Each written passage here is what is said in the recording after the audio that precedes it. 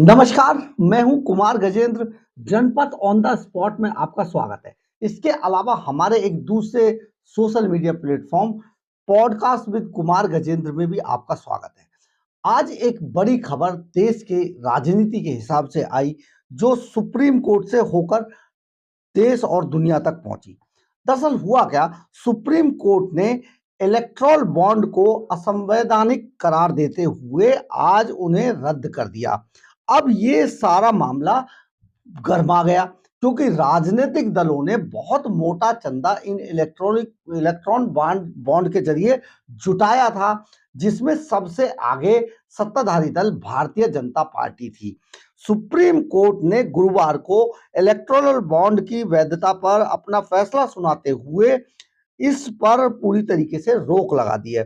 सर्वोच्च अदालत ने इसे असंवैधानिक करार देते हुए रद्द कर दिया।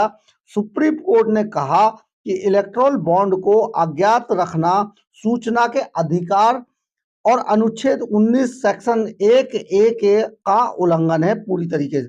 सुप्रीम कोर्ट के मुख्य न्यायाधीश DY चंद्रचूड़ ने कहा कि राजनीतिक पार्टियों को आर्थिक मदद से उसके बदले में कुछ और प्रबंध की व्यवस्था को बढ़ावा मिल सकता है, इसलिए इसको बंद किया जा रहा है। अब ये सारा तो आप जानते हैं, लेकिन दरअसल सबसे बड़ा सवाल ये पैदा होता है कि आखिर ये इलेक्टोरल बॉन्ड है क्या।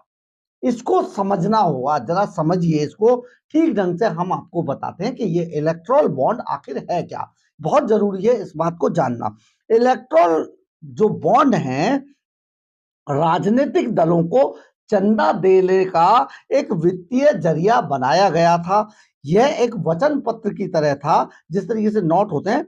भारत का कोई भी नागरिक या कंपनी भारतीय स्टेट बैंक की चुनिंदा शाखाओं से इसे खरीद सकता है और अपनी पसंद के किसी भी राजनीतिक दल को गुमनाम तरीके से दान कर सकता है।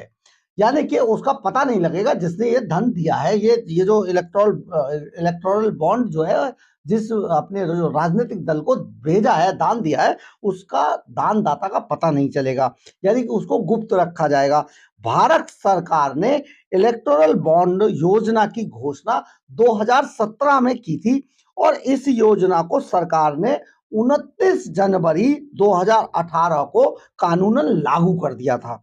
इस योजना के तहत भारतीय स्टेट बैंक राजनीतिक दलों को धन देने के लिए बॉन्ड जारी करता है।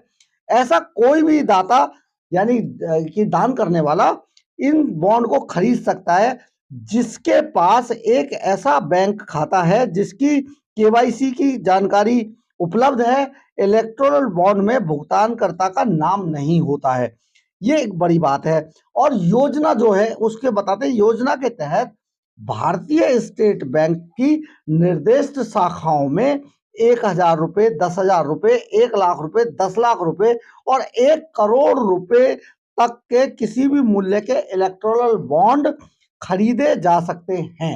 आप समझिए, 1 करोड़ रुपए तक की। और चुनावी बॉन्ड्स की अवधि केवल 15 दिनों की होती है, जिसके दौरान इसका इस्तेमाल जिस जनप्रतिनिधि कानून के तहत पंजीकृत राजनीतिक दलों को, राजनीतिक पार्टियों को दान देने के लिए किया जा सकता है।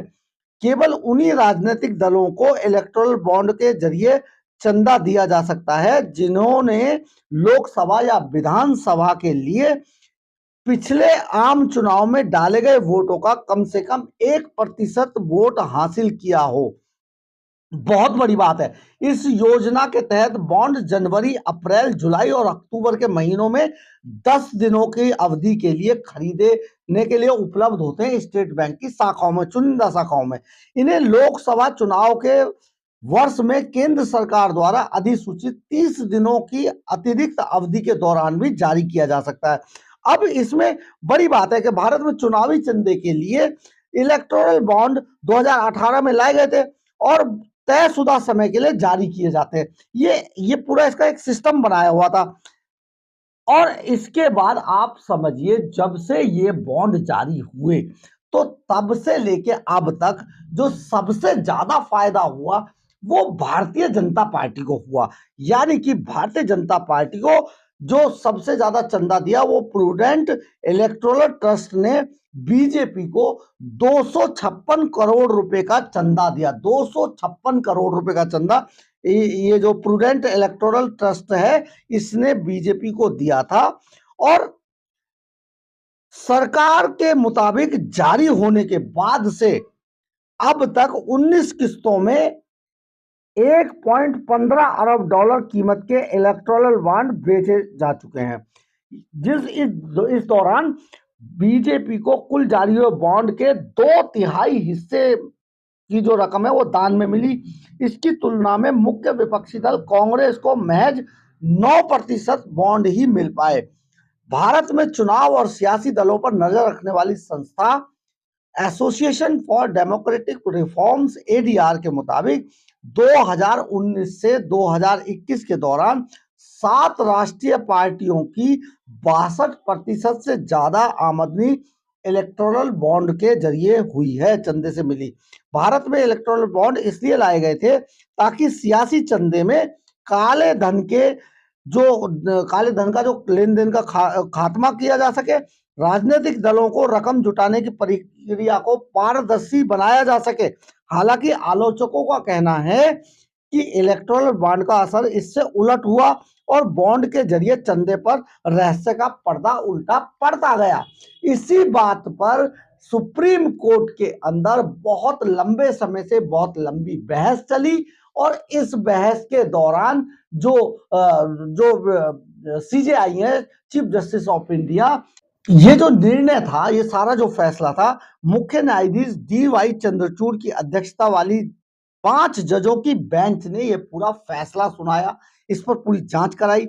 इस बेंच में जस्टिस डी.वाई. चंद्रचूड़ जो सीजेआई है, chief justice of India, justice Sanjiv Khanna, justice B R. Gavai, justice J B. Pardiwala और जस्टिस मनोज मिश्रा शामिल थे, जिन्होंने इस पूरे इलेक्टोरल बॉन्ड के ऊपर पूरी बातों को सुना, पूरी बातों को समझा। इसके बाद उन्होंने कहा कि ये गलत परिपाटी है और ये जो इलेक्टोरल बॉन्ड हैं इनको बंद किया जाता है। बहुत बड़ा मामला है, बहुत बड़ी बात है।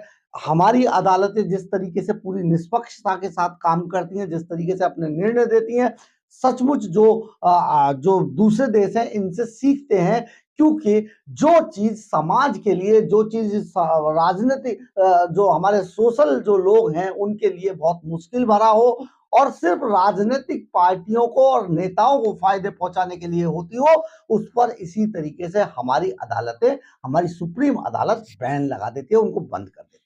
बहुत बड़ी बात है। अगर आपको हमारी खबर अच्छी लगी हो तो आप इसे लाइक, सब्सक्राइब और शेयर जरूर करें।